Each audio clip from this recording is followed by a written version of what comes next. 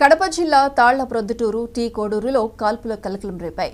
Solar plant కు సంబంధించి మట్టి తోలే విషయంలో టీ కోడూరు గ్రామానికి చెందిన రామ్మునిరెడ్డి, పవన్ కుమార్ రెడ్డి మధ్య గొడవ చెలరేగింది. ఒకరిపై ఒకరు రాళ్ల దాడి చేసుకున్నారు. ఈ దాడిలో పలువురికి స్వల్ప గాయాలయ్యాయి. రాళ్ల దాడిలో 3 వాహనాల అద్దాలు ధ్వంసమయ్యాయి.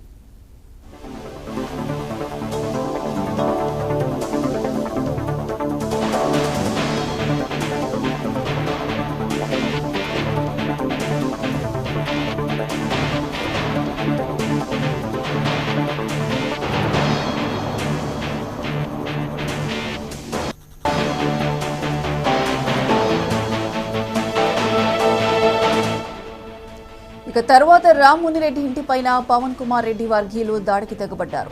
దీంతో రామ్మునిరెడ్డి గాల్లోకి కాల్పులు జరిపాడు. సమాచారం అందుకున్న పోలీసులు రంగంలోకి దిగారు. ఘటనా స్థలానికి చేరుకుని ఒక వర్గాన్ని కొండాపురం పోలీస్ స్టేషన్ కు తరలించారు. మరొక వర్గాన్ని తాళ్ల ప్రొద్దుటూరు PS కు తరలించారు.